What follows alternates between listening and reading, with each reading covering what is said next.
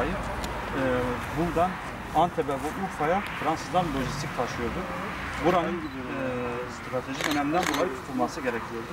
Kuvayi Milliye Birlikleri bu köprünün tutulması için Şahin Bey'i görevlendiriyor. Şahin Bey de çevre köylerden 200 kişilik milis grup topluyor. Tabii o zamanın şartlarına göre silah yok, teçhizat yok. Ne bulurlarsa burada savunma yapıyorlar.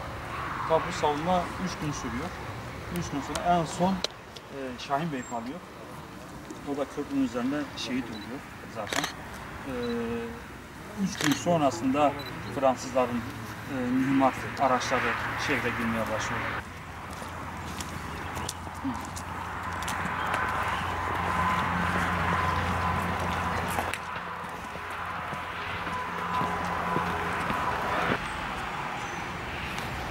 Yani 1877 babası küçük yaşta vefat edince dayısı yanına alıyor.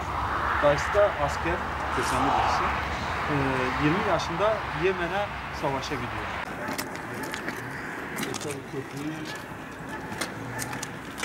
Yoksa buradan gitmezler, oradan giderler.